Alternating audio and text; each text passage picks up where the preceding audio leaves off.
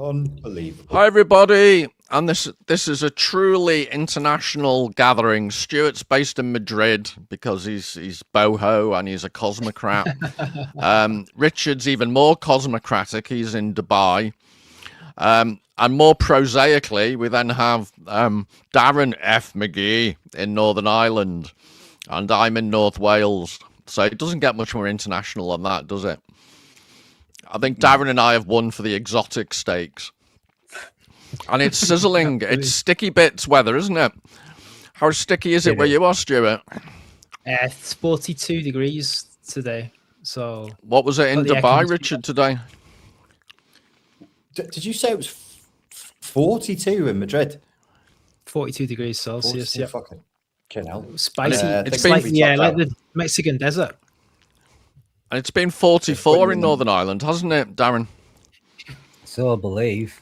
My thermometer and we've had sweltering. We've had sheep dying all over North Wales. It's that bad. So anyway, welcome to everyone. Before they go cold. This is being shown on Readers of the Lost Art. It's being shown on Richard's Philosophy channel, and it's being shown on Darren F. Magee's channel. And it really annoys him when I do that, so I'm never going to stop. And Stuart, shame on you. When are you going to get your act together? We can't promote anything you're doing. I know, yeah. So yeah, I'm doing a channel called Digital Aporia, which is based on all the shit show going on with technology at the moment and AI and all that. So yeah, we'll be getting that off the ground soon. And when are you going to rename it Digital Procrastination? Digital get around to it. Then there'll be no videos then. Yeah, you haven't got around to doing that yet. Good one, Darren. Every week, yeah. Yeah.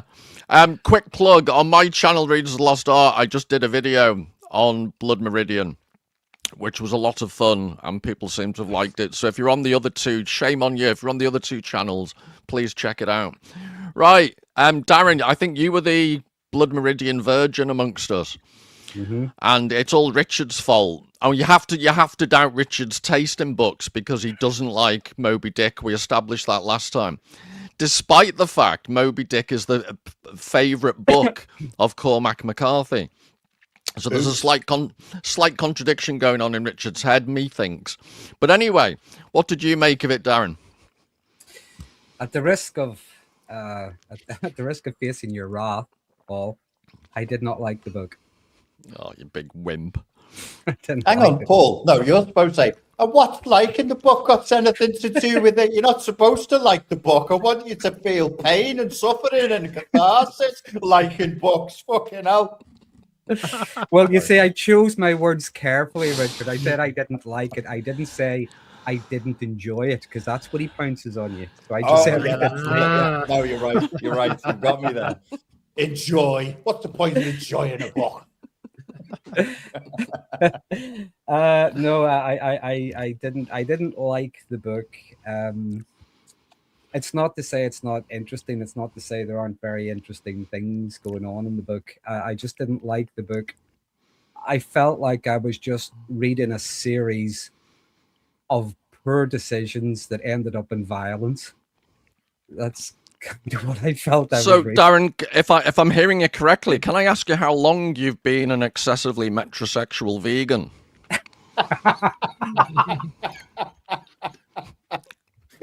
Is that a fair question? It's one I'll have to think about. I never even considered that, but no, it's really I didn't like it. It felt. Again, it was just I was reading a story about a series of poor decisions that ended up in violence, and that's to me what the book was like. You've just described the other three of us are autobiographies. The characters. I mean, it's not to say there aren't interesting characters in it, but there were none of the characters I found myself particularly interested in or invested in any way at all. So. Maybe I just couldn't empathize with them. I see myself in Judge Holden, so I'm slightly puzzled at your response. Richard, you love the book. That's no secret. So why'd you? Let's all pour scorn on Darren. I think we should pick on Darren for the next hour and 30 minutes in true Judge Holden style. Yeah. Torment the poor man. The Grannon Gang. Come on, the leader of the Grannon Gang. Tell Darren why he's wrong. Now the bounty hunting scalpers will come for you. I don't think he is wrong. I think it's one of the reasons why I love the book. Because usually if I love a book, I can say to people, look, you've got to read this. It's just brilliantly written. It's a great story. It's got a great, payoff at the end. And there's books, that I would stand by, I really love Clockwork Orange by Anthony Burgess. It's a hard read. It's violent in a similar way.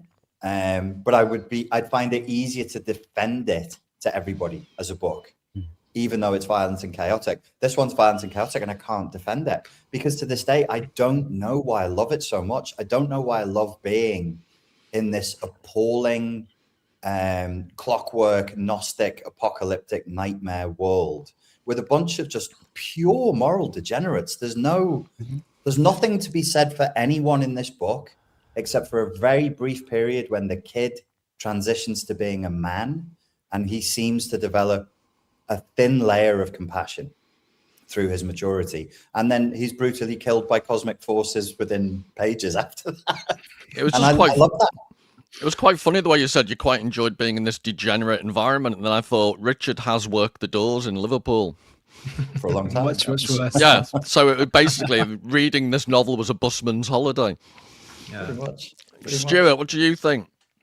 I think it's just a really good bedtime book for kids, like family friendly. Have a little ritual when I go into Spanish social services are coming round to Stuart. Exactly. Arriba! We've got the Spanish to thank for a lot of what goes on in the novel. I mean, they kind of set it all up, really. No, the Apaches started it.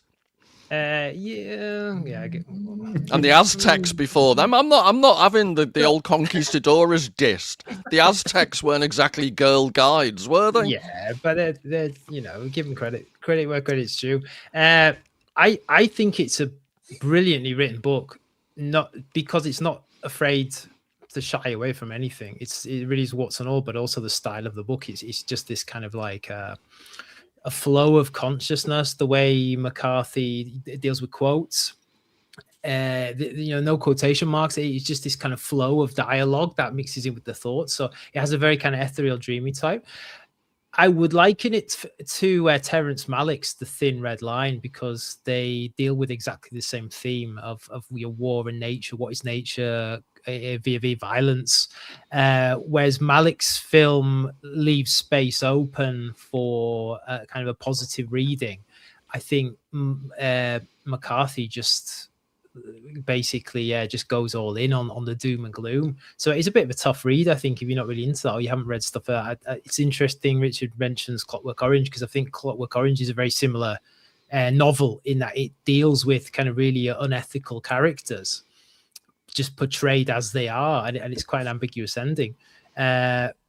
But just overall, I think it's a pleasure to read. I just riveted every time I read it. It's from start to finish. 2 or 3 days, I will just get stuck into it. And it's dark. It's dark. I will give it that. Podcast. You must fuck off. I always read with a pencil, and I'm not a degenerate like Richard who reads off a Kindle, the filthy, filthy Kindle. So I'm always marking what I think would make a nice quote, and I gave up because you could basically highlight almost the whole book. It's that beautifully written. Yeah. Which we'll get onto it later, Richard, but I don't mean to pick on you, but it is why I'm absolutely fascinated why you didn't like Moby Dick, because it's the same type of writing. Mm. It's the same use of language, and McCarthy's modelled his writing on Melville. But there are some. Can I just do a quick quote for it's in honor of Incontinent J from Texas isn't in the chat because he hasn't read the book yet, but he will be in future. But in a paean, in a homage to Incontinent J in Texas, there's a line where there's magicians do a trick, and I think it's Glanton says, "Ain't that the drizzling shits?" Which I think's one of I've been saying it around the house for the last 3 days. And I just think what an absolutely brilliant line. Oh, you live alone and have no friends, so it's perfectly okay. Hey, I'm unhappily married, I'll have you know. Okay. I've just got this image of you, Paul, but naked like the judge, walking around the house going, drizzling shit, drizzling No, shit. not the judge. I'm the idiot. The buffoon. Oh, no, yeah, the imbecile. Which again, I'm sorry for the crudity, but isn't there a line where along the lines of the idiot was in the cage munching on a turd? Eating a turd, yeah. Yeah. So apologies to anyone who's about to have their dinner. It is quite gross. My other favourite line was, and I'm paraphrasing it badly, but yes, madam, I did say a goat. There was a bit of bestiality he was accusing the Reverend of at the very beginning, and I thought that was absolute genius. And on a more serious note, what did you pick up on, Darren, on the, I wouldn't say it's anti-religious, because in a minute I'll probably ask Richard and Stuart about the Gnostic elements, then you and I can go out for a drink. I'll go across the ferry to Northern Ireland while these two witter on about Gnosticism for the next 3 days. But the way in which the very beginning, the way the preacher, it's this cataclysmic collapse of the preacher's tent, which I saw as a metaphor for one of the messages of the book. And then later on, it's one of the judge's shticks, isn't it? The way he talks about, he's basically built his own religion. Yeah, it's not so much the absence of religion, it's the usurping of it, if you will. And I think it's interesting, even the accusation of the preacher and the goat. Afterwards, he's laughing and saying, "I never even met the man." So he's actually being clear about it. No, this was just this was a whim. This was whatever. And the curious thing is, and I'm sure you've all met people like that. There are people who will do and say the most outrageous things just to get fed, just to get a bit of energy, just to cause chaos and havoc. Don't talk about me in front of me. I was saying to be serious for a second, I was saying to Stuart, he knew me from Leeds days when I'd calmed down, but when I was studying in Edinburgh, I routinely would cause a riot and then leave a pub, and cackling demonically into the dark Edinburgh night. And it wasn't a good night unless I'd caused chaos. So there is that. I think that's in a lot of people, or maybe I'm oversharing. Well, I do remember a trip to Liverpool where our mutual friend Ed, did he not do something similar with you and just walk off and leave you so he could film it?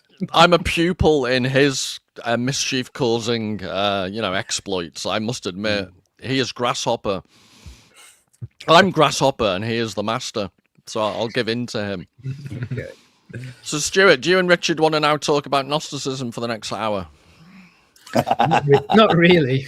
But I think we milked Gnosticism with Moby Dick. What I would say is that there's a lot of critics, literary critics, have kind of made this Gnostic connection. So essentially, in modern day understanding of Gnosticism, it's kind of a bit of an amalgamation with a lot of kind of ancient Christian traditions, kind of post Christ. I guess at the time, if there was a historical, I'm a bit agnostic with all this, but if there was a historical figure called Jesus, which I think there's enough archaeological evidence to say there was something going on around that time, or definitely like a mix of ideas. The idea of Gnosticism was kind of, they call it like a non-canonical gospel. The Nag Hammadi library, which is these ancient scrolls they found in an Egyptian desert. I think it was 1953 or 1954. And it was just basically a library collection from an ancient kind of Christian, I guess, like a monastery in the area. And there was all alternative versions or alternative stories or gospels from the Bible, which didn't actually make it into the Bible, if that makes any sense. And the Sethian Gnosticism is kind of the main one that's become quite popular. There's loads of videos on YouTube about it. A lot of it's misreadings, a lot of it's, especially with Carl Jung, a lot of it's trying to misread or kind of push these religious ideas into Carl Jung's philosophy and things like that. So you have to be careful what's out there. A lot of AI generated crap on YouTube. But essentially, it comes down to the idea that God, the biblical God didn't make the universe. The biblical God is basically rules a material universe, but he's not like the real God. That's to put it very basically.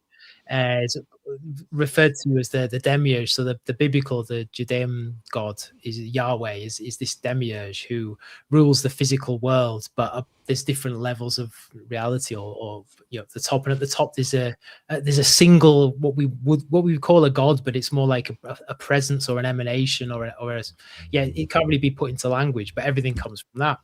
So Sethian Gnosticism especially says that human beings, or Jesus wasn't sent by the real God. Jesus was an essence of kind of the absolute truth trapped in a human body, and he was aware of this. And it's interesting because obviously in modern day Christianity, you have to do good, be ethical, hopefully go to heaven.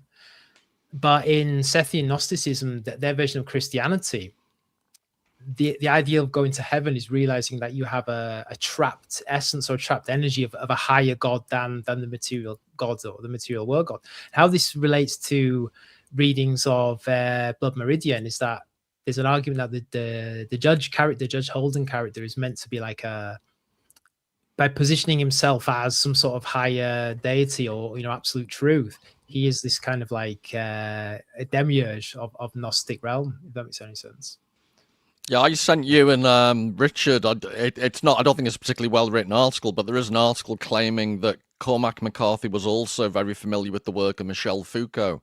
Yeah. And for those people who are interested in cultural theory, I actually like Foucault's work, but he was a bit of a wrong un as a person. And I think it's interesting that there's the accusation or the allegation that when Foucault worked in Tunisia, he basically frequented or paid young. Are they called ephebes, Richard? But basically young adolescent boys, and he was accused of abusing them for money, which I'm not sure makes it much better because they're underage. But basically, I found it interesting that all the way through the book...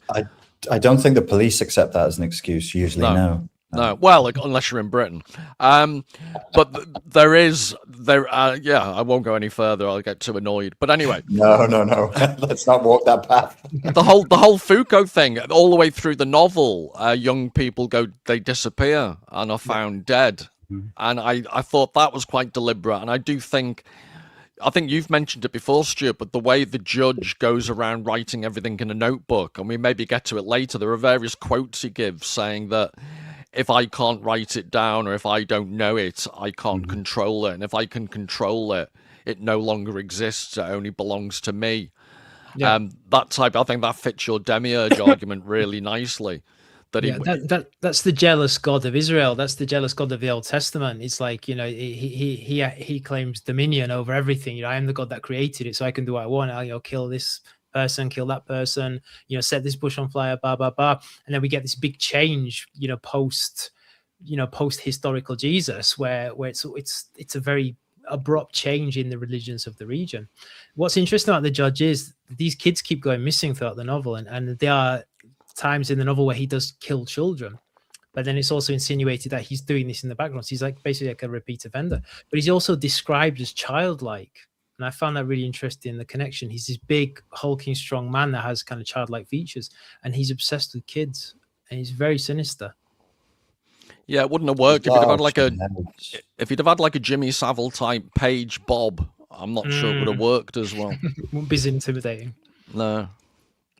There is something. I'm sure someone has the quote somewhere already, but it's just about the idea of writing things down. Doesn't he say at one point that if something exists that he doesn't know about or without his knowledge or something, it doesn't have his permission? Have you had a stroke, Darren? Because I just said that about 30 seconds ago. Did you? Yes, I can see one side of your face has fallen slightly. Okay. Sorry, mate. I'm at a funny age. Have you had a hot flush? Yeah. I was going to say there was something on that point. So I didn't mean to put you off, Darren. No, yeah, it'll come back to me. Don't worry. Go ahead. Richard, you're being quiet. I have been quiet. So to Stuart's point, I think he's an emissary of the demiurge. in this world. I can't see him as being the demiurge, and I don't think it's an anti-religious book. I think in some respects McCarthy adopts the position of a sort of non-psychotic Ahab and follows Ahab's logic, and he is throwing things in the reader's face, and that's the position I feel like the book is written from. And it's, you want to denounce God? Denounce God. See what happens to you.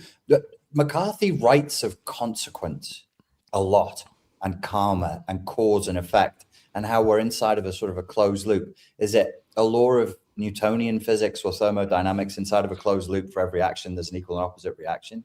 The characters live always in that kind of a world.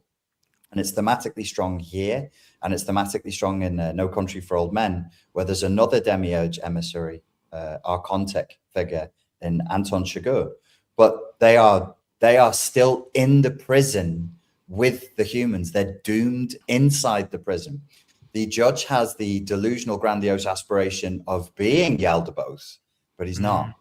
And that's why he's so angry. And that's why he finds, I can't remember what it is, an ancient jawbone or an ancient piece of pottery. He draws it and then he crushes it. He smashes it to pieces, because now he has the image of it in his book.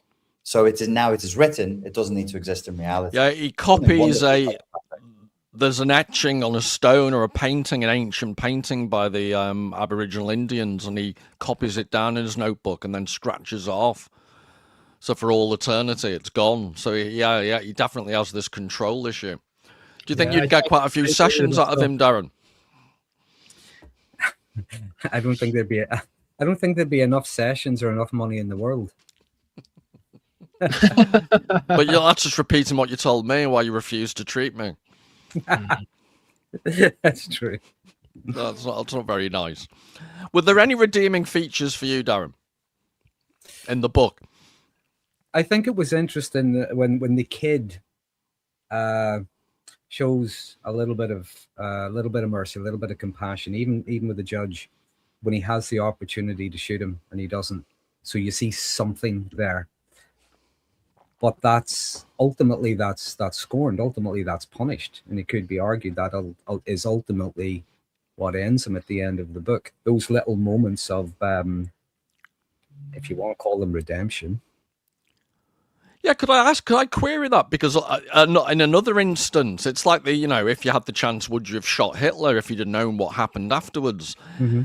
But also, he has an injured, compadre that he leaves. And that the sensible thing, inverted commas, or even this is what there's a paradox of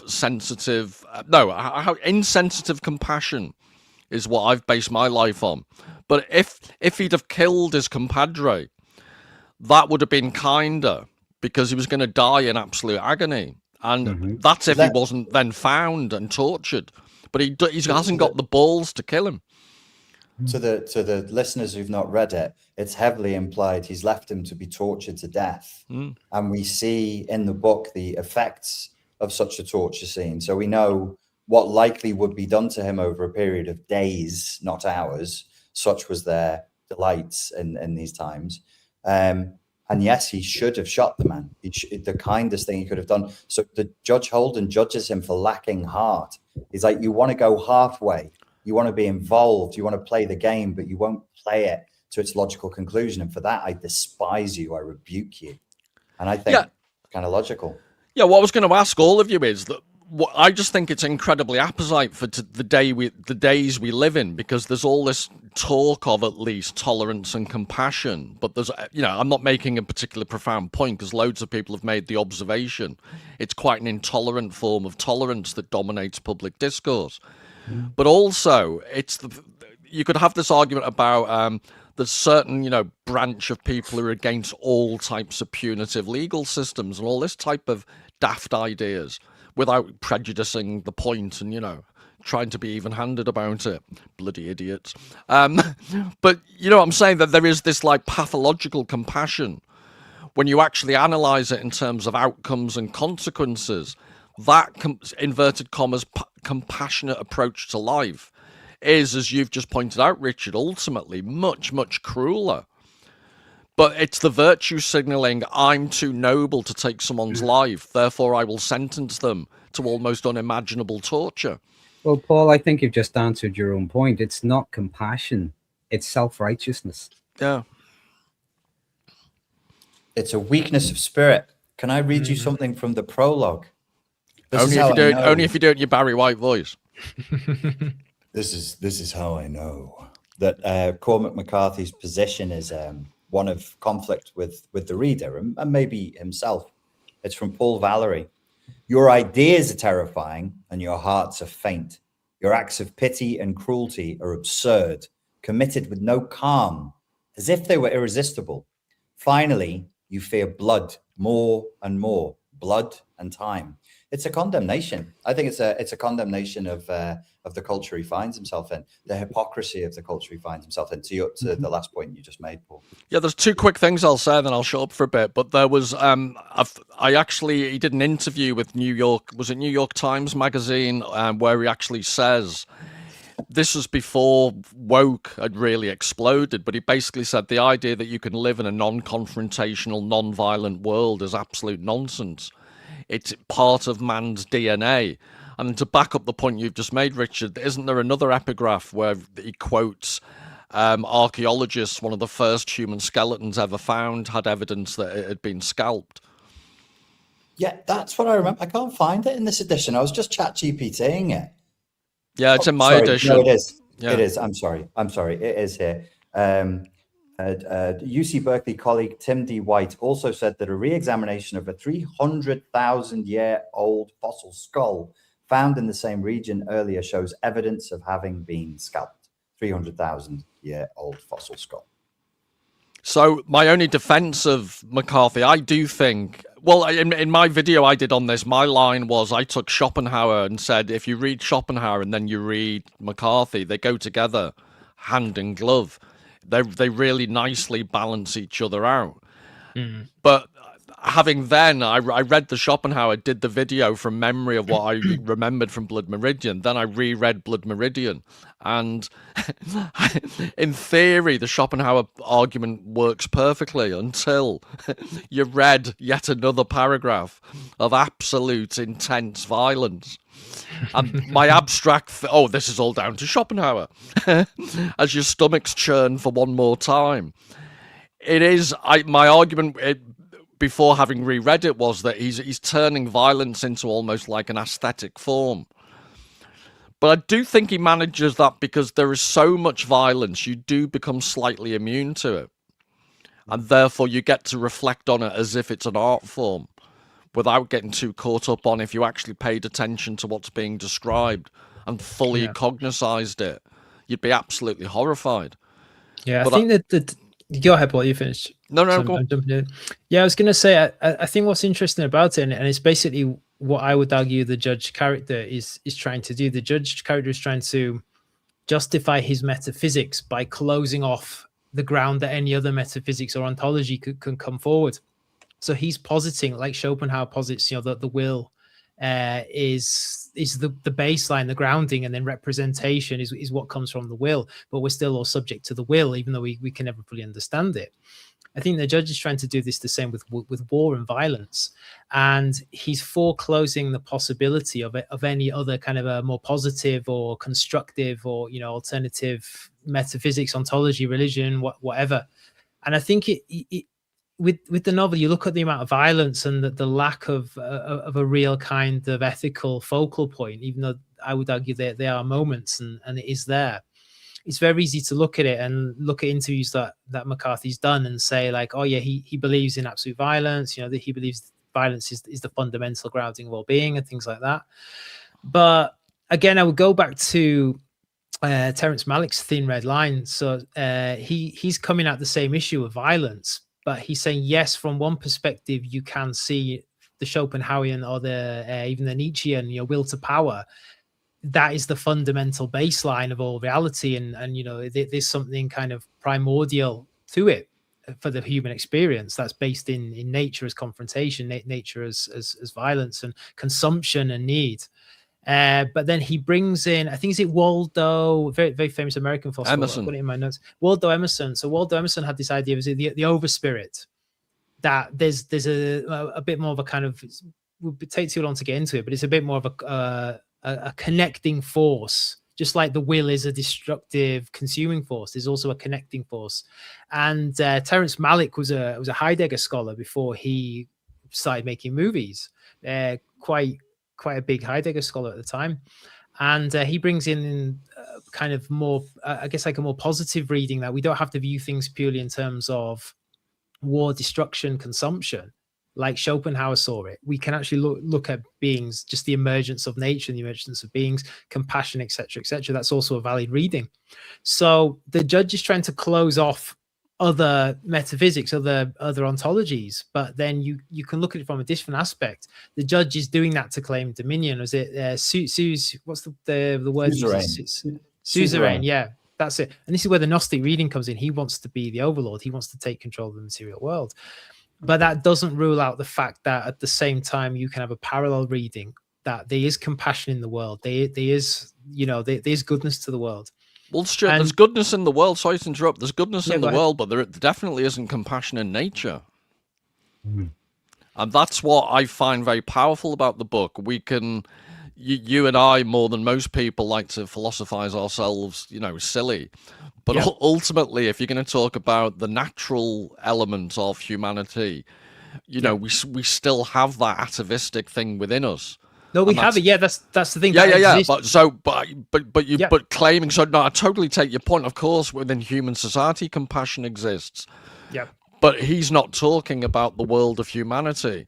The judge is much more in tune, and maybe we can talk in a second about the role of the desert, which I'm fixated on. Yeah. The geological manifestation of this, what used to be the sea.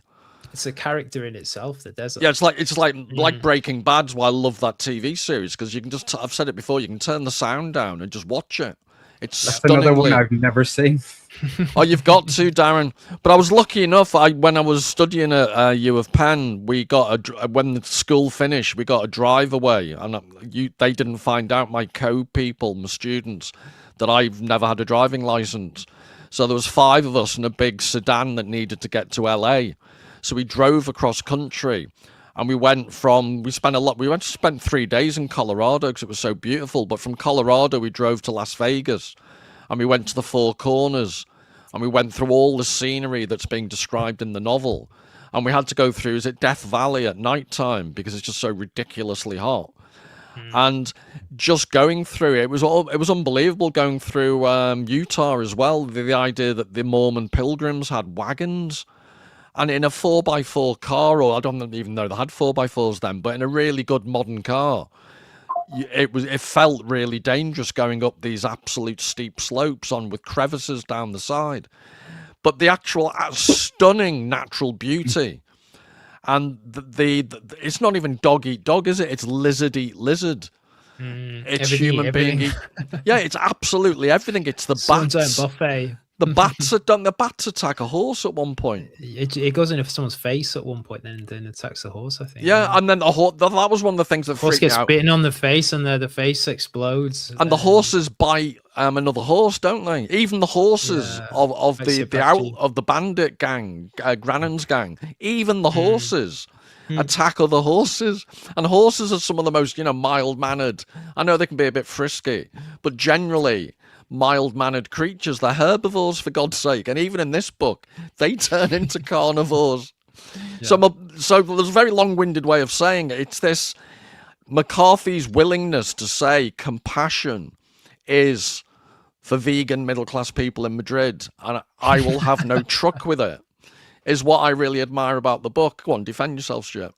Yeah, I don't think he's saying that though. I think it's an exploration, and I think the judge character has so many holes in his argument that he leaves open the fact that, like, McCarthy isn't moralizing. McCarthy isn't saying, "Oh yeah, let's all be happy, kumbaya," kind of thing. He's saying the world as a baseline is a violent place. But what the judge character is trying to do is claim that is everything, that is it, and everything else is just wrong. Whereas there's enough left open. It's like when they attack the Apache camp, when the Delawares, smashing babies on rocks and stuff like that.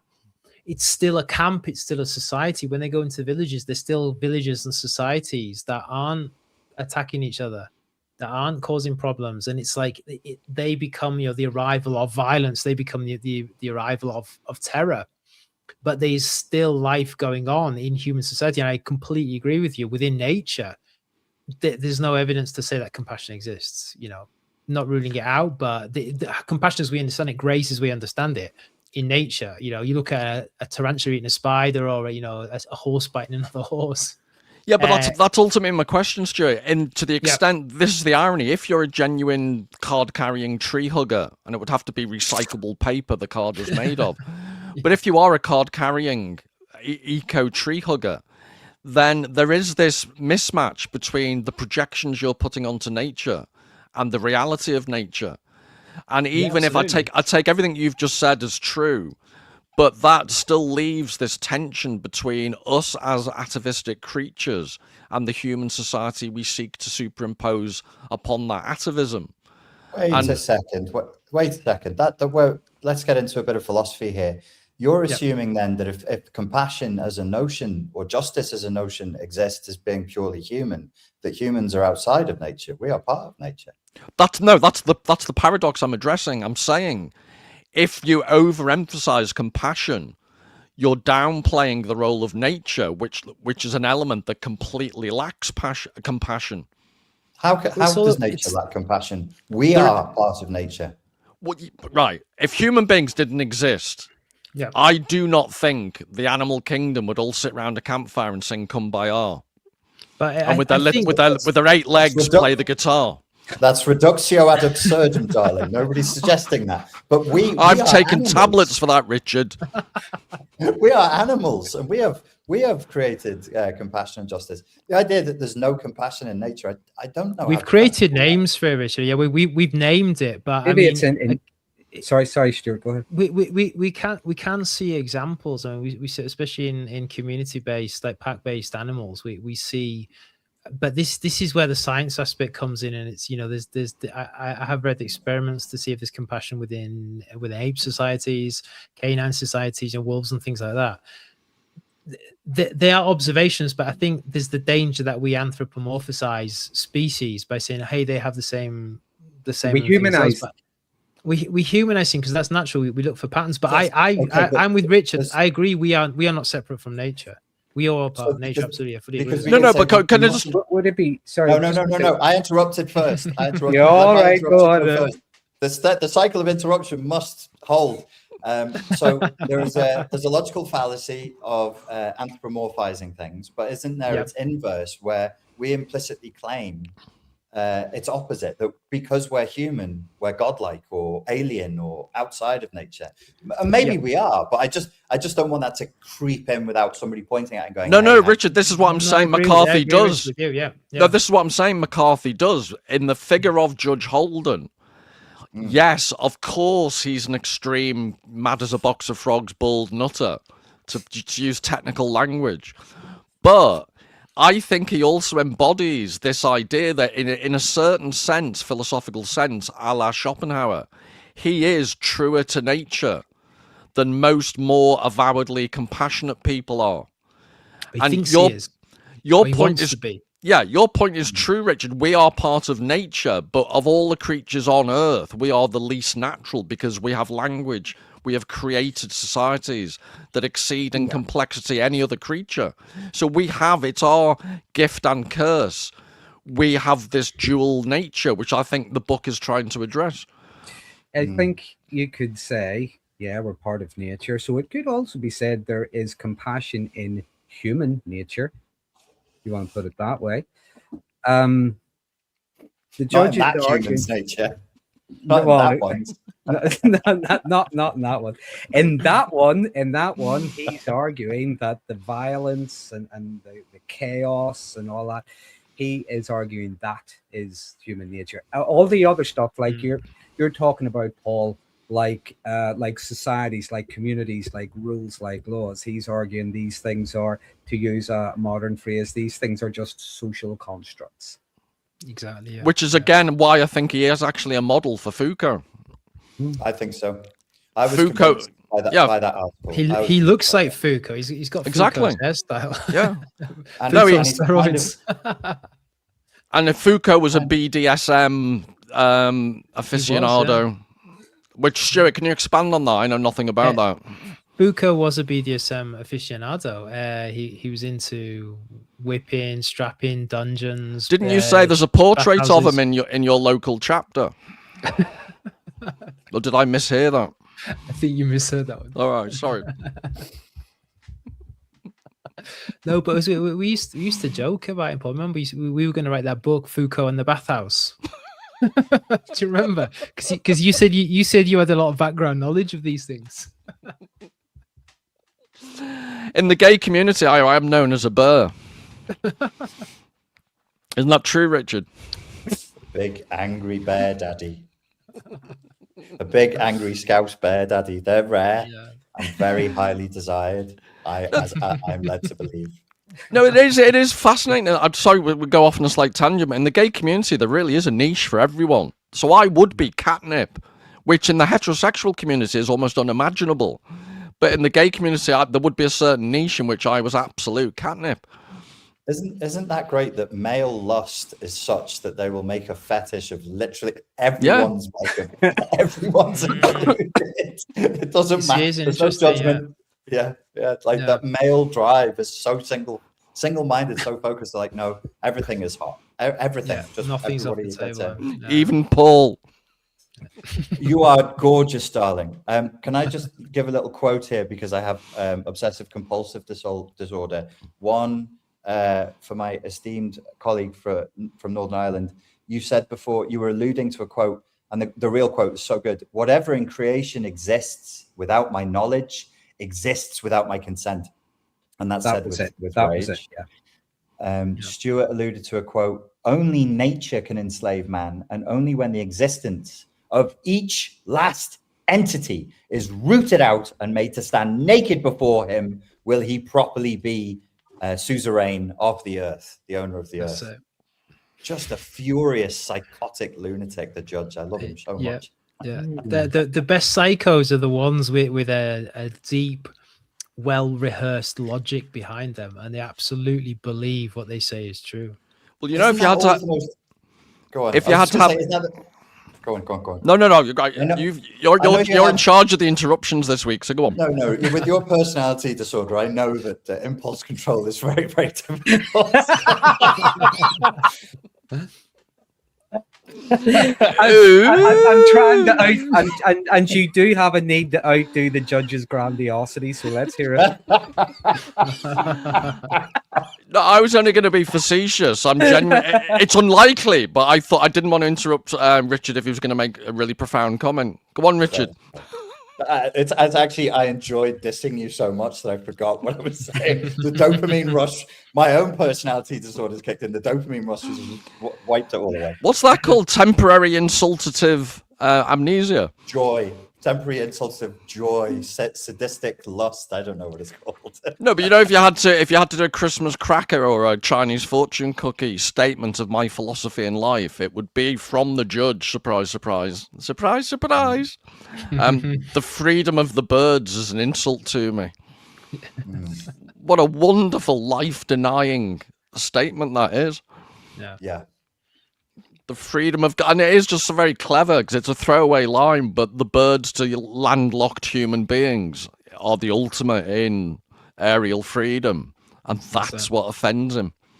Which is to speak to the scale of his narcissistic grandiosity. Even a bird flying over his head causes narcissistic injury, which is wonderful. I think he's such a well-written character. He's kind of like, it's like McCarthy got Ahab and the whale, got them to have sex, and then the love child of Ahab and the whale is Judge Holden. Absolutely. Yeah. Could I just we were talking about Foucault, just because it's very rare that I managed to find the relevant quote. But this is a quote, it's on page 85 of my copy, but he says, the judge smiled. It's not necessary, he said, that the principals here be in possession of the facts concerning their case, for their acts will ultimately accommodate history with or without their understanding. but it is consistent with notions of right principle that these facts, to the extent that they can be readily made to do so, should find a repository in the witness of some third party. Sergeant Aguilar is just such a party, and any slight to his office is but a secondary consideration when compared to divergences in that larger protocol exacted by the formal agenda of an absolute destiny. Words are things. The words he is in possession of, he cannot be deprived of. Their authority transcends his ignorance of their meaning. That is basically Foucault's definition of the power of words and linguistics, and I'd argue the way in which technocracy has taken over our society, the way bureaucracies dominate us, because words become these fetishes, these totemic entities beyond all reason. There endeth the lesson. That's true, because that's the scene when there's two Jackson characters, the white Jackson and the black Jackson, and he's basically, from what I gather from that scene, is the judge is saying to the Mexican colonel sergeant, they're saying something about black people, basically something racist, or saying, he's a lesser man, and obviously the black Jackson, he doesn't understand what they're saying, and basically the judge, I think what I understand from that scene is the judge is saying what we put into words is put into facts. So if you say him as a black man is a lesser person than you, the Mexican, that is fact. There's a party there to witness that, and that becomes kind of codified into the power structure, which is Foucault to a T. I'm just interested in the comments. Loads of people have come out with, dolphins once helped another dolphin across the road and carried their shopping for them. Yeah, I noticed that. I think it was cool. And I just reject that, because it's like, yeah, you can find an animal being vaguely nice to another one. My dogs are nice to me, but if we were in a nuclear holocaust, they'd be eating my face after 2 days. I just think, yeah, there are outlying examples, but the idea that the animal kingdom, you can't have read the book if you think nature and the desert, as a representative of the most extreme form of nature, aren't ultimately an absolutely horrific, cruel void by human standards. Unless, am I just missing it? There are, in fact, there are holy orders of animals all across the world being nice to each other. Animals aren't vegans. Yeah, but I think it is both at once, and it comes down to the observer. This goes to Zizek Lacan, your symbolic order. It's all the same area. It's like we perceive things based on a pre-existing framework of understanding. Mm-hmm. So someone who has a positive outlook on life will see the natural world as in a caring, positive, and lovely way. So someone with kind of a more darker outlook on life is going to see the world as death, destruction, everywhere, and stuff like that. You praise you out there, Paul. No, does that mean that nature, the cruelty? I'm used that advisedly. Nature isn't cruel. It's just Holocaust leaning. But this is cruelty is a human conception. I totally get that. Yeah. But is anyone seriously trying to convince me that after reading that novel, you think left alone in the desert, it would be like going to Butlins for a week? And if the answer's no, it would be horrific, cruel, and your life wouldn't last very long. Isn't that rather the point McCarthy's making? You can't, yeah, I mean, absolutely. On a kind of a physical level, if we dropped you butt naked in the desert, then wow, you had to introduce the nudity, didn't you? Well, see, you love the judge so much. The judge is always walking around there stark naked. So I knew you looked at me like a piece of meat, Stuart, and it's all coming out now. But yeah, I think there's definitely you can set up that example, and that's going to be the case. But I think it's more talking about human experience here. We can't experience what it's like for a lizard. We can't experience what it's like for a dog. So we can only talk about what it's like, our own personal subjective experience in relation to other people's. And we tend to notice people. These how communities form. It's like people with similar frameworks of reference. Right. So did I misunderstand the epigraph where the first human fossil has been scalped? But you can pick that one example and say this is exactly what the judge does. You can pick certain examples and say, I'm picking the one example that starts the whole novel.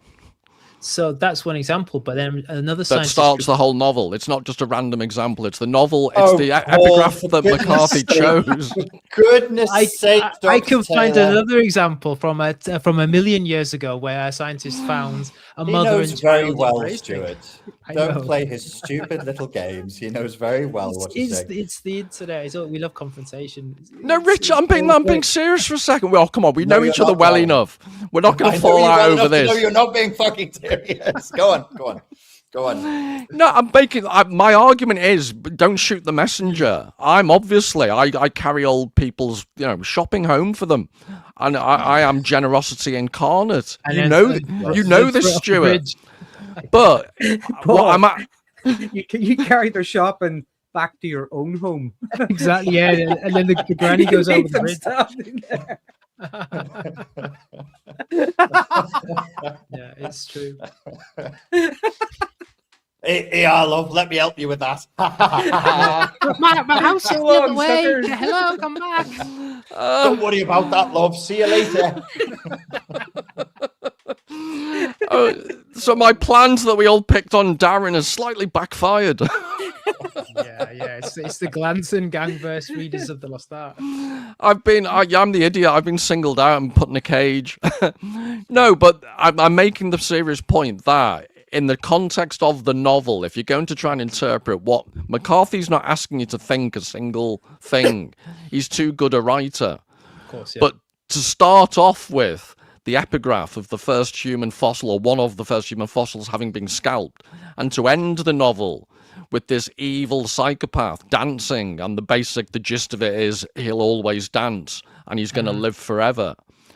I don't think it's a stretch to say that what McCarthy's asking you to concentrate on is the atavistic, almost eternal nature of human cruelty and the will to dominate other people. Now, you can... agree with that, yeah. Well, that's all I'm effectively saying, but I'm also saying this goes back to the desert thing. He's presenting that argument with the background of this incredibly vicious natural environment.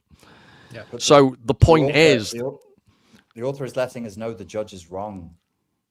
Really? The author doesn't... Yes, the author doesn't say he will live forever. The author clearly writes... He says he will live forever. Yeah. I'm not so thick. I thought he was a zombie, but but it's metaphorical. He'll live forever because it's metaphorical. But you're buying into his worldview, hook, line, and sinker. And I think McCarthy is saying to us, this guy has a point, and he speaks very well, and he's very charming and very convincing. But he's wrong. He's going to die like Anton Chigurh is going to die, but we don't see it.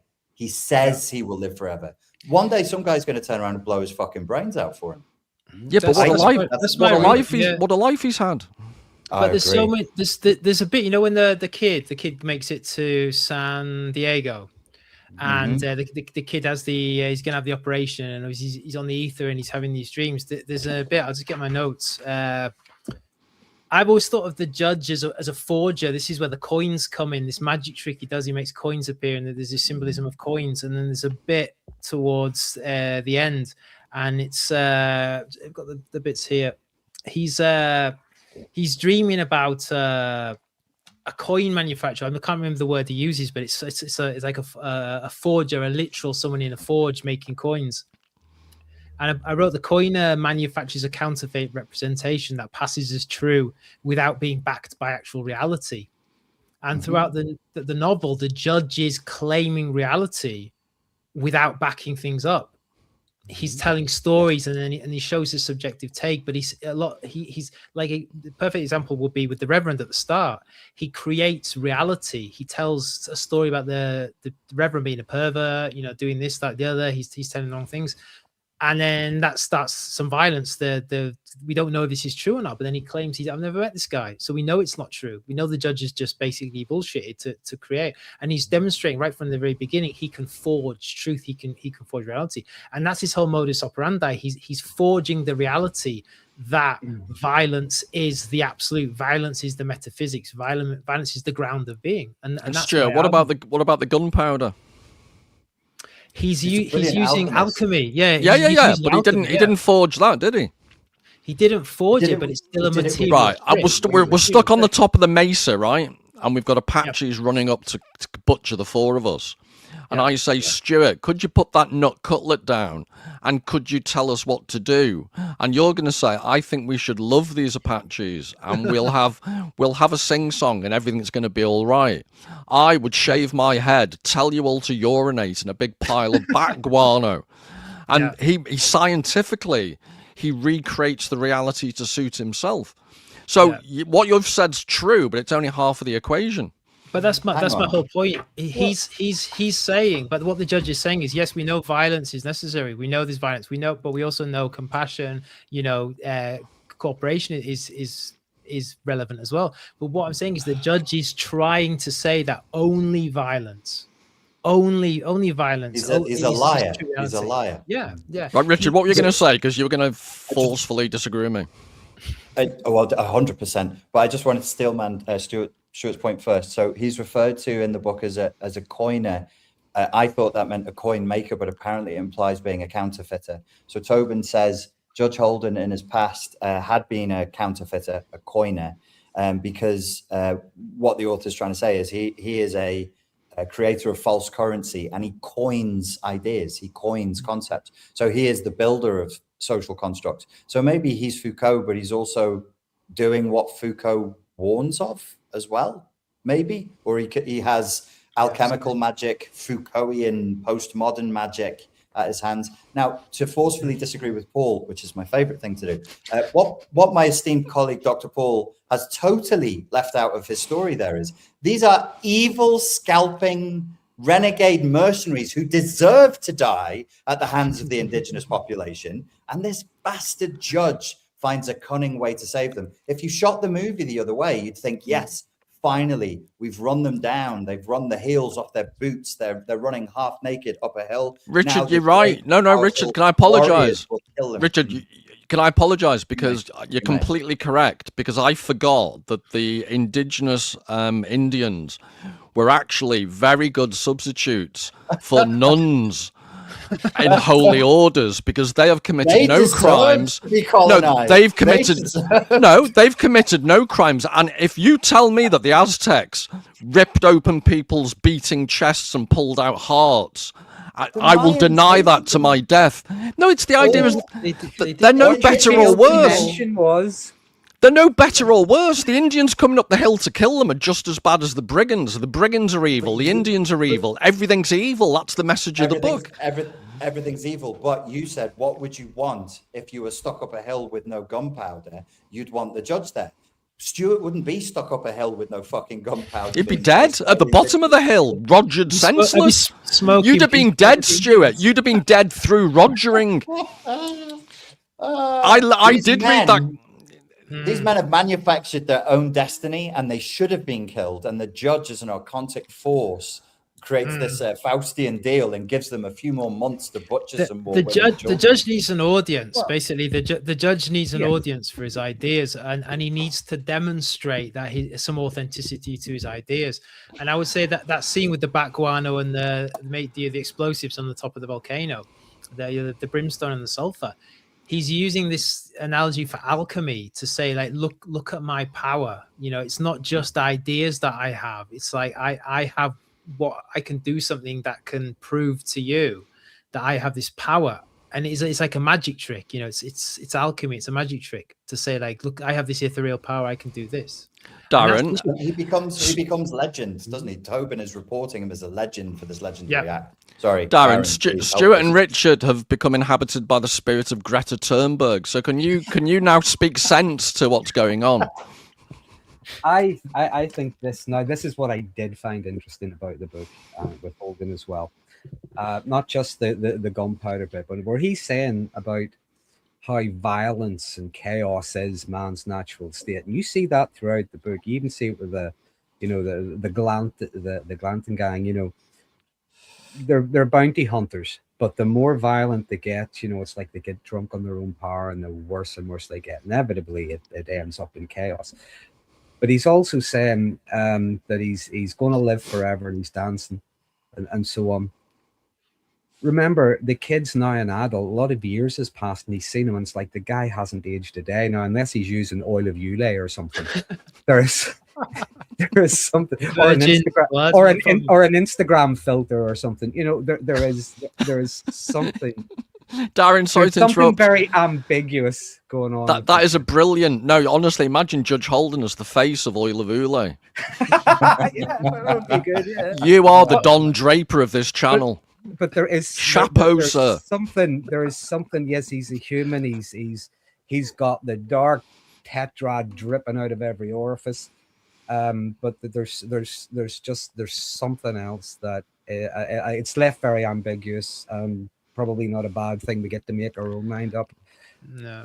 But You know, yeah, the best scene for me, very quickly, Paul, the best scene for me, just visually, as I was reading the book, relate to the judge, is when he's looking for Tobin and the kid in the desert, and they're hiding under some bones or a horse carcass, and he comes swanning down the valley with this bone umbrella. And he's got his gimp on his leash, and he's just like, "Ooh, I'm coming. Where are you guys?" That's Foucault. It's unintentionally hysterically out. Foucault, yeah, this is what Foucault dreams about. With a PhD student on a leash. Oh man, yeah, it just oh, what a visual! I'm At gonna have nightmares. at that point, there's this wonderful Freudian moment where the kid, who's a great shot, he's the best shot in the gang, and he's got him with his rifle shot pistol, huge pistol, held in both hands, lying down. He's got him banged to rights, and Tobin is saying, "Kill him. You will never get another chance like this. You must kill him."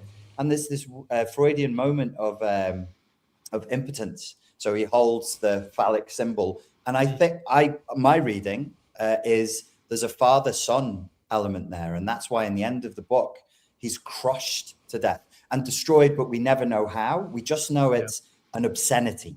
We know that the death is he's held in this great and terrible flesh, and the man's naked all the time, and it freaks people out. I think that's a child to a father, and it's not that he didn't age. He did age, but the kid has this man on such a pedestal, idealized narcissistically in his mind. He can't even kill a man he knows kills children and will kill him as he's going to kill me, but I cannot pull the trigger. I cannot end this man's life. He's killed other people, but that one man he cannot kill. I think there's a Freudian sort of father-son loop going on there. I'm slightly confused now, though, Richard, because you and Stuart are part of the compassionate party, and yet his inability to kill the This is a judge. mischaracterization of our position, and we did not agree to it. Sorry. no, you're You're not. taking strays. Out You're your taking own strays mouth, here, you've mate. admitted his excess compassion means that he himself dies, but more importantly, because he's a wimp, more importantly, loads of other people are going to die in future because he hasn't got the cojones to do the right thing. I think that's the message of the novel. Yeah, I'd agree with that, Paul. Yeah, think so. I think there's that aspect to it. I don't think McCarthy is saying that, you know, we should all be incredibly violent all the time, but maybe there's an element of, you know, there is a place for violence if it's noble violence. If you read along that line, so maybe there is somebody who is so evil that compassion is something that just needs to be put in the box for a moment. Yeah, but it's not. You're talking as if it's the maybe there's someone so evil as if that's the abnormality. I think McCarthy's point is there's huge numbers of evil people around the world, and they need controlling. It's more than that. It's Yeah, I more think than that's- I'm not that. saying that's all it is. It's a multi-layered novel, but I think that's an important aspect of the novel. There's an let's hear important- from Darren. Sorry? I said, let's hear from Darren. Okay. I was going to say there's a very important moment. And yes, he could have ended the story there and then. He could have done the right thing. In that moment, there was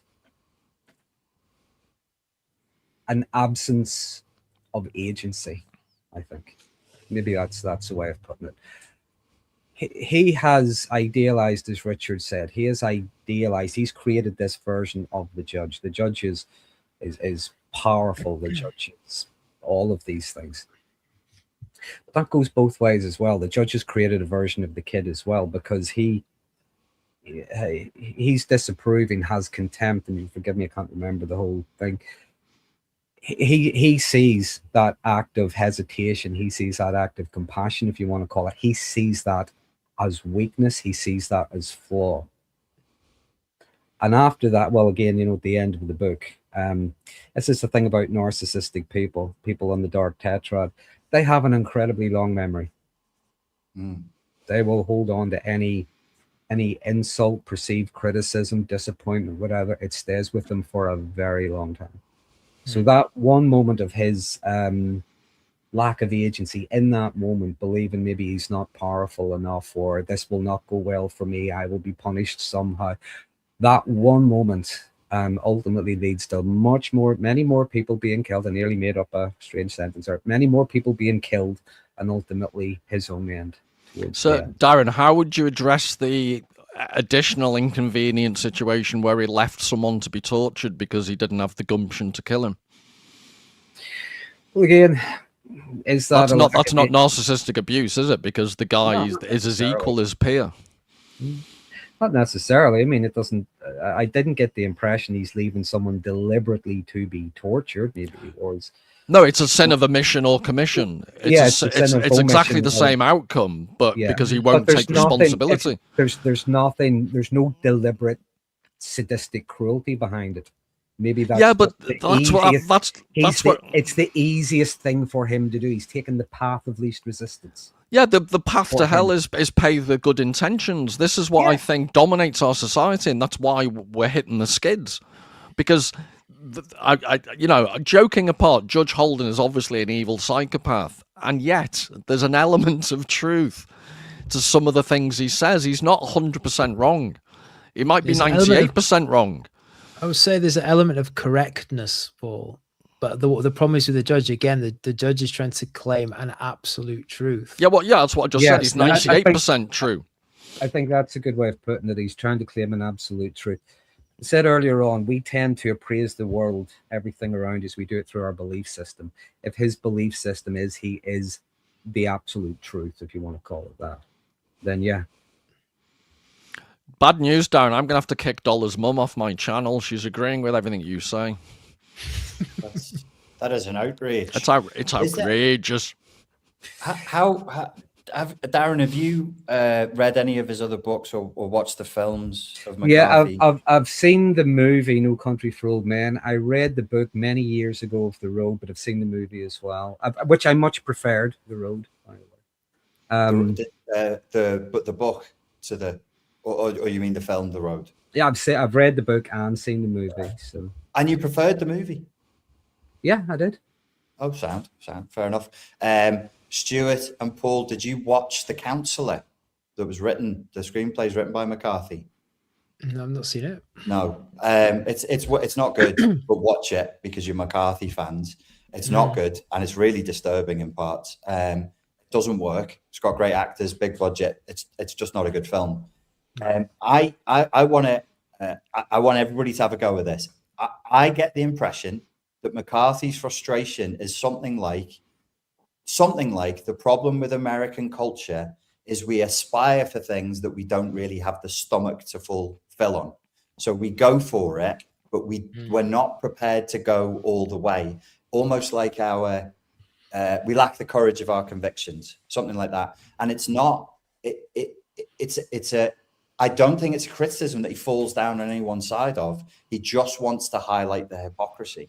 And I think that's the underlying theme of not all the books, but like a lot of the books is you want your fantasy, but you want your burger, but you don't want to know how the cow was butchered to make your burger, kind of thing. It's a criticism. I think it's a criticism of American culture. And I think it's a really good observation, and it's not unlike when we were talking about Frankenstein. It's just slightly removed from that. The pursuit of something, and then when you get it, you resent it. Mm-hmm. Whereas in what Richard's saying is it's the pursuit of it, but what are we going to do with it even if we have it? Are we going to be any happier? Mm-hmm. It's Richard, you and I talked previously, when you give somebody what they want and they actually go crazy, they're much more angry. And that can be for a variety of reasons. First of all, it doesn't fill that inner void that they thought it would, so they get angry. There's the sense of entitlement. There's maybe, I prefer being a victim. I like being under strain.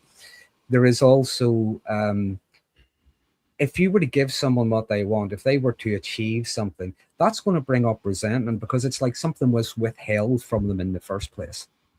Mm-hmm. So they get even more. There's a lot of different stuff going on when it comes to the pursuit of things. I think I'm just adding to what you've already said, Richard. No, I think. Sorry, Paul. I was going to say, could I throw something into the mix that builds on this? And you know how I really genuinely dislike being devil's advocate, but do you think that the four of us, given that we're all pasty-faced non-Americans, are missing an element of the specifically uniquely American nature of the novel? So the manifest destiny, yeah, but I do think, especially Stuart, because he's a particularly effete, decadent, end of days, end of Western civilization. You're the Greek to my Roman centurion, Stuart. Thank you. And no, but I do think that the American, the conquest of the West, the fact that they did take this country. If you're British, right, and it's often romanticized in a lot of the old Western stories. It's often romanticized. That's the point. That's the point I was going to make. That's why it's a revisionist Western. That's his frustration. He doesn't like the shine that's placed over the story, and Little he doesn't House like on the Prairie. The fake narratives that are built. And he's like, no, it was roaming psychopaths with old contracts from this person. They got another contract over there. They took that contract. They were killing people but they were double agents. They were killing. Of course they were. Who else would survive such a horrifying environment? We've still not managed to get around to the environment that the whole thing takes place in. Yeah, Paul called it a void before. Like it's perfect. That's a perfect description of it. But Richard, said it's a character in the novel, which is a great way of looking at it. It's interesting to say that because isn't the kid, he lost his mother when he was a baby or something. But in childbirth, it's insinuated it was in childbirth. Dad, if I remember right, his dad's a school teacher, but yet he's literate. He can't read. So you think of the environment that even he's coming from. It's so can I just stress, someone in the comments said like the British never conquered anyone. I think they're heraldically missing the point I'm making. Yes, the British. Why do I have taking it to heart? No, it's an interesting point, but the whole point is the British had an empire, but your average British person was in Blighty, living their normal life, while drunken Scots and drunken Welsh and lumpen proletariat English people went out in the army and the navy. It's violence by proxy. Yeah, it's violence by proxy. And I think that's the point you made, Paul, is that McCarthy is basically saying that the nitty gritty and the dirt and the blood and the turd eating and the brains getting blown out, it was hidden from view. It's glossed over as, America, Manifest Destiny, here we go. But it's actually, hey, this is what it entails. And these were the people out there who were doing the nitty gritty. Yeah, but also just give a very specific example. Like, so there's the cliche, where the same people separated by a common language. And when I've spent a lot of time in America over the years, and when I first went there, I was genuinely shocked how European I felt, because I don't even like mainland Europe. And so one of the funny points I was going to make, vaguely funny points, Richard, was when you're talking about this void and this abyss and all the horrors of founding the West in America. The horror that never happened was that America could have turned into France. The French Empire could have expanded, and what a horror that would have been. So the Americans avoided that horror. And yes, the point about was separated by a common language. I find it just like, and I now have come to detest the NHS, but when I was over there much younger, if any American had said to criticize the NHS to me, the National Health Service, I would have gone rabidly defensive. And I think British people struggle to understand how any Americans could defend gun laws. And the roundabout point I'm trying to make is when this type of McCarthy's description of the DNA of the American spirit, it manifests itself culture in weird ways that you don't even realize you've imbibed. So Americans have this relationship to guns that a British person can't even begin to imagine, because you just haven't imbibed it. No, it's such a good point, and I'm going to say what you just said in slightly different words. British people consume American content because we speak the same language. And because we're consuming stuff from the coast, from New York and from LA, we get the sense, oh, I know America. I understand America. And then when you go there, you feel very European by contrast for 1,000,001 reasons. Only a very few of them you're conscious of. But unconsciously, you're like, no, this is an alien territory. And I'm not saying that as a criticism. There's no criticism of America or American exceptionalism there. We're the same people. The people who are doing all this stuff in the novel would have been 2-3 generations from Ireland, Scotland, Germany. They were Dutch, they were English. Many of them maintained their native tongue. That's even mentioned in the novel because Judge Holden could speak Dutch. So you're not listening to four Europeans going, oh, Americans, disgusting psychopaths. That's us. We are that. That's how early on it is. And I love the phrase you used, Paul, the American DNA exposed. That's why I love this novel, because I see it as a apocalypse, an opening, a revelation. It's cartoonish at times, it's caricatured, but that's fun. It's too much. It's excessive, but I think that's deliberate. And I think that speaks to part of the American tendency, which is excess. It's like, look at this excess of violence. Why are we excessive? Because we probably, through epigenetic reasons and generational trauma, excess was probably rewarded, being very over the top in projects and grandiosity. And I mean, you spoke of the Mormons who went with their women and their children in wagons, these places that we can't cope with today in 4-wheel drive cars. These were hard, tough people with a real vision that I don't think we can understand it. We can talk about it, but there's a term Paul taught me, episteme. Episteme, yeah. Episteme, the very coordinates. Sorry, Darren.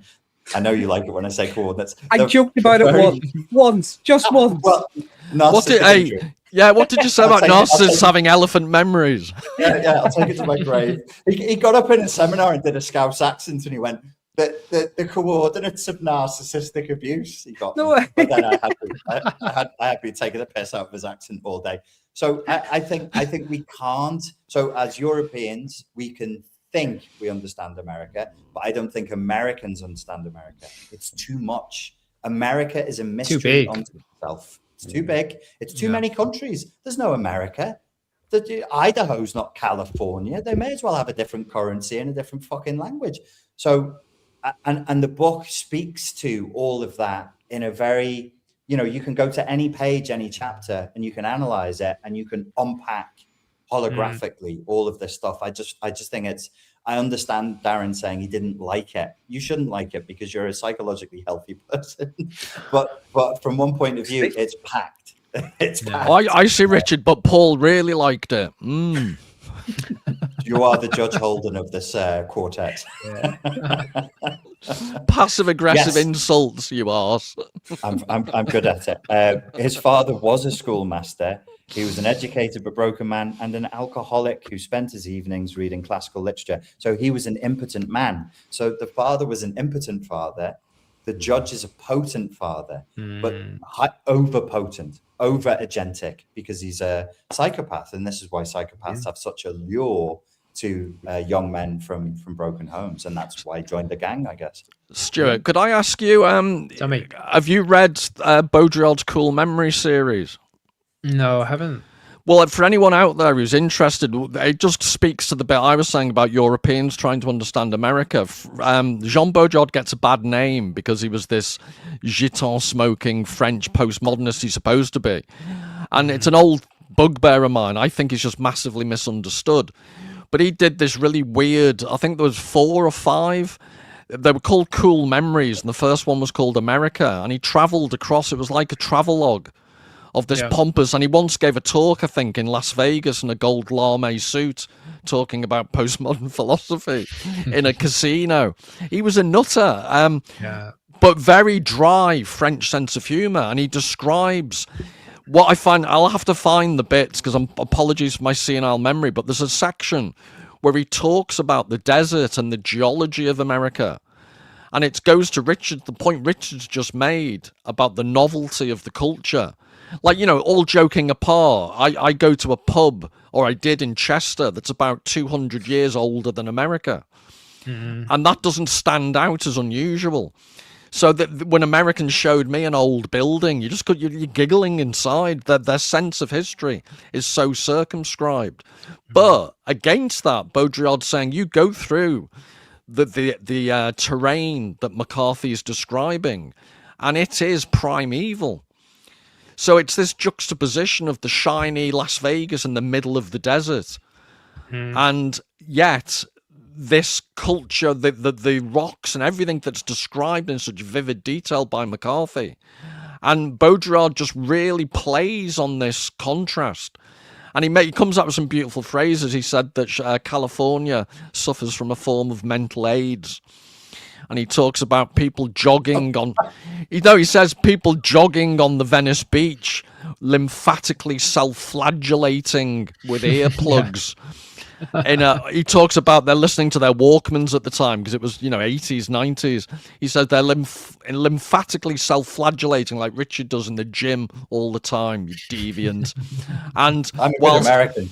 Whilst caught up in this umbilical, I think he calls it an umbilical limbo of this never-ending cycle of music into their ears, or they're watching MTV while they're exercising on a treadmill, and the treadmill is a metaphor for this constant repetition of shallow culture.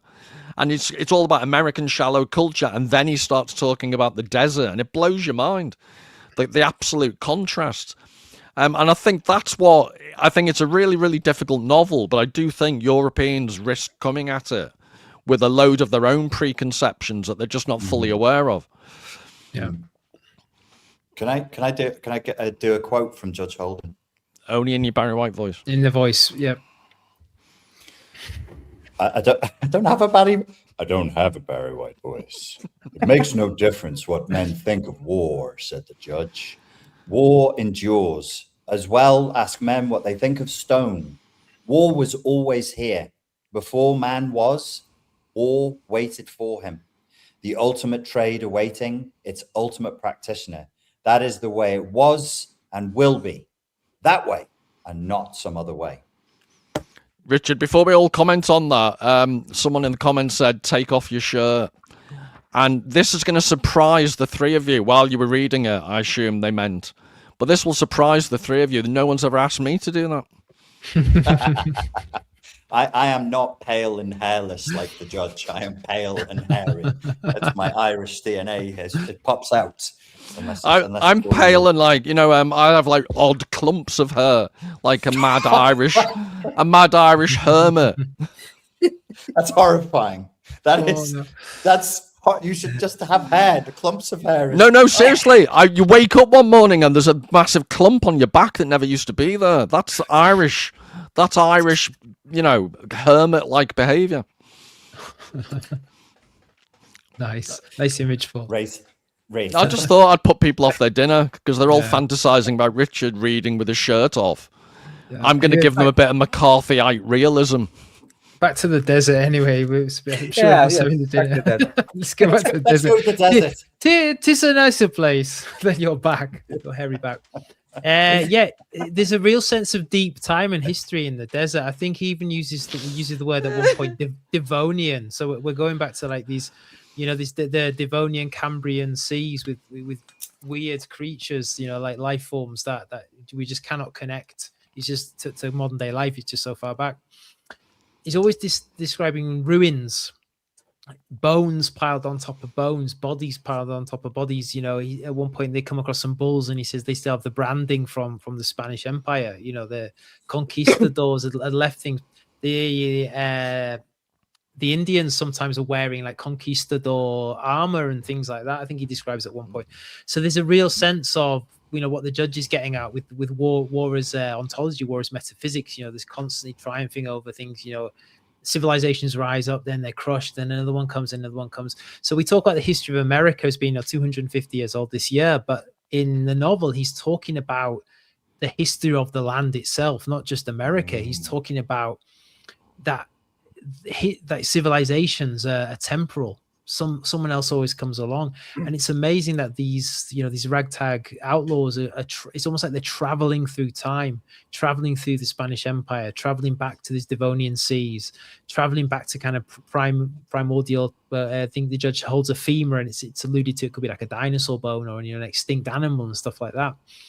So it's putting, and what is what I like about it, it's putting human beings where the judge is trying to, one kind of aspect, he's trying to big up, man as war, man as this all powerful being, but it's also putting humans in this tiny little speck of sand in the desert, kind of temporarily. Like we are just, nothing in the grand scheme of time. And I think that's going back to this idea that I think McCarthy's got a much more critical reading. He's not saying violence is the be all end all. He's just saying violence is just an insignificant part of this of existence, this unfathomable amount of time that's passed. So let's go back to it, Stuart, but you are a vegan. I can't get beyond this. Don't listen to the mad scouser in the corner. No, honestly, I can't. You're talking about violence and you refuse to eat dead animals. I eat fish. A fish is an animal. I Not never, real one. I never, Can't hear them. Children. You can't hear them scream. They go. I never realised that what McCarthy, until you just said it, that McCarthy's pointing out America is ancient, and I think this speaks to as an author his frustration.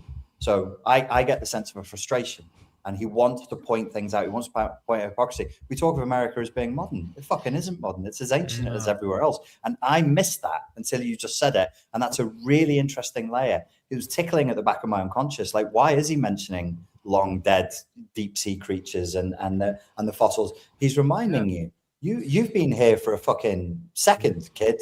You'll be dead in no time. A flash of the stars and you're gone. There was something great. Yeah, no, I agree. There was something or someone here before us and before them and before them. And right the way back. Yeah. And you think of a desert, and violence, war, creating a desert, all the resources are ruined and everything, and things lay in ruins and ashes and so on. Could I defend the writing? Could I defend the writing? I was just going to say maybe there's a bit more to the book than I'd considered. Listen, Dr. Paul Taylor has a very, very contrarian and extreme view to offer you. Come on, Dr. Paul. No, I was going to defend the accusation that it's all overly serious writing. I find it various bits very humorous. Yeah. But then that's the type of psychopath I am. But there's a bit where it says females of domestic reputation lounged upon the balconies as they passed, with faces gotten up in indigo and almagre gaudy as the rumps of apes, and they peered from behind their fans with a kind of lurid coyness, like transvestites in a madhouse. Or now it's just children's story hour in Boston or somewhere. But anyway, it's bloody woke culture gone mad, so it is. So it is. I can't believe it. In my day, and another bloody thing. Yeah, you're not even allowed a hairy back now. All these metrosexual adolescents shave themselves like the judge. How would you know, Paul? Apparently. How would you know? Oh God. Did you ever get that work complete? Did you ever get that soundproof and completed in your cellar? Well, that answers your question, Darren. After 6 months in the basement, they don't wax. So it's a non-question, Stuart. I reject the premise. You're talking about free-range adolescents. Obfuscation. I had a question that I wanted to bring to the group that I meant to put in earlier on, and I know we're getting towards the end. I'd like to hear from all three of you. Could you give me an answer to the question? What is the benefit of reading dark, uncomfortable literature? Because it's a thing me and Paul have gone back on for years now. But why should we read dark literature, and what's the use of reading dark, violent, disturbing material like this? Well, I wouldn't know where to start. There isn't one answer. First of all, you learn something new. There's an author, I can't remember the guy's name, but there is an author who's quoted saying something along the lines of about books being dangerous. and they're supposed to be dangerous because they Kafka. They should be like the axe for the frozen sea within us. Yeah, they contain ideas, so they're supposed to be dangerous. So, yeah, of course you should read books that you don't like. I mean, if it's a book that you find really boring, I tend to just put it down and go and get another one. But no, even if it's something you don't particularly like, yeah, read it. Then you'll know why you don't like it if you read it.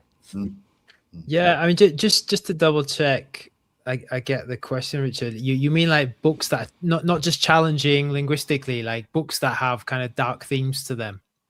Yeah, something like that. I'd probably use the analogy of war photography. You know, we get a very censored image of reality through the news. You know, we very rarely get to see the outcomes. You know, we hear about, school of 200 girls blown up in Iran, massacre in somewhere in America, school shooting or whatever, blah, blah, blah.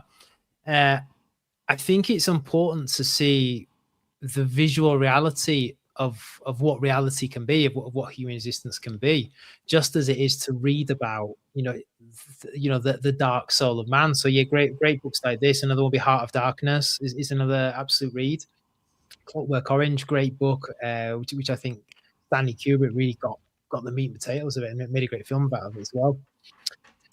I think it's important, and I think it is healthy to have these kind of controlled, forays into the dark soul of mankind. We don't get the full picture, and I think it is healthy if it's done in the right way, because I think you come back as a better person. I mean, to kind of paraphrase Nietzsche and Schopenhauer, that encounter with the void, I think it doesn't necessarily drag you into the void. It actually strengthens your moral compass, because you see what's at stake.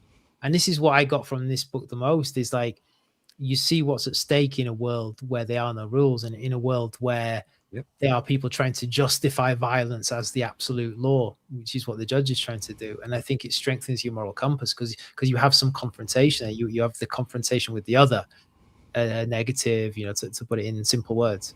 So yeah, I think it's important sometimes to look at the darkness to appreciate the light. So if I could just add to what you were saying, Stuart, whether you like a book or not, even if you're reading something that's really dark, a good story, regardless of what it's about, it will give you something to think about. I think a bad story will tell you what to think, but a good story that's well written will give you something to think about. Yep. True. Paul, you are the Sith master of dark literature, please. Well, it's basically my whole channel, but if I could just pick up on what Stuart said about touching the void, this is a true story. I split up with a girl because I made a joke about touching the void. There was a book out at the time. It was Mountain Climbers, very dangerous mountaineering, and there was a book called Touching the Void about high altitude climbing. So we're at this very posh hotel, and her boss was there. It was a wedding, and she was really trying to impress her boss. So we're all stood round making small talk, and it was a bit awkward. And someone, just for something to say, said, "Oh, have you read the book Touching the Void?" And I said, "Oh yeah, that's the autobiography of that famous proctologist, isn't it?" And there was just like silence. And it was half an hour later, I was single. well done, Paul. That's brilliant. But I actually thought that said a lot about my personality. I would rather split up with someone I actually really liked, but you can't sacrifice a gag. No, you can't. It just felt every element of the Judge Holden in me said, I have to own this moment and say this deeply irresponsible comment. But anyway, back to the actual point. I think the long pombazans would involve Nietzsche and the Dionysian, and the idea that the ancient Greeks had a really good cathartic approach to life. They're out there battling for their lives, against the Persians and God knows what. But socially, they had the catharsis of genuine tragedy. And we live in this Hollywoodized, decaffeinated, pampered, soft society. And guess what? There have never been so many young people with mental health problems. And I just see the correlation is overwhelming to me. I'm going to start like a sub channel because I want to do James Joyce's Ulysses, and the working title is Hard Book Boot Camp. The idea that we've had this conversation, Richard, that if you want to get physically fit, you have to, bust your muscles so they repair. Likewise, psychologically, unless you give yourself mini traumas, where are you ever going to build resilience from? And I just think we live in this, really effeminate, just ersatz society where you even find yourself surrounded by people who can't see the good in Judge Holden. And I find it really upsetting. Paul, it's a serious question. I was trying to find a picture of you to feed into ChatGPT for that Blood Meridian thumbnail that I've created. So I looked up Dr. Paul Taylor, and the most famous Dr. Paul Taylor in the world is a psychologist whose whole shtick is called hardiness. And he teaches I didn't know that. No, yeah, I'll have to look him up. Yeah, Dr. Paul Taylor. And there's also a DJ that looks like Foucault. Yeah, there's a DJ that all my students thought I was out at the weekend DJing. Which really? I thought, Barry White was the height of music, was doubly ironic.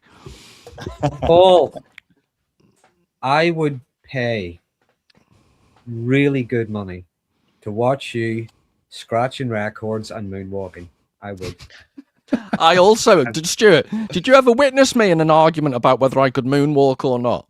Because that was my go-to. In Edinburgh I used to get really drunk, and I was convinced I could moonwalk. And it wasn't. It was just me, doing a ridiculous imitation. But when I was drunk, that was my full delusional psychological breakdown. I thought I could moonwalk. I also got into an argument. It's the closest I've ever come to having an actual physical fight. I was defending Tiffany, I Think We're Alone Now, as a genuine existential classic in music, and someone said, no, Kylie Minogue is better. And it was in Penn State. It was in a student bar in Penn State, and this almost came to blows because I was so defensive of Tiffany. I can't believe that. I can't believe you defended the death, a totally needless and meaningless point, to the point of physical violence. Stuart's the music expert here. It's a beautiful song, isn't it, Stuart? It's a good. I like it. I think we're alone now. Yeah. Is that what you say to those folks in your cellar? It's get real Buffalo Bill vibes from that. It rubs the lotion onto it. Doesn't seem to be anyone around. Yeah. Please. Imagine waking up, change the wall to that. I think we're alone now. Please let me go home. I won't tell anyone. I promise.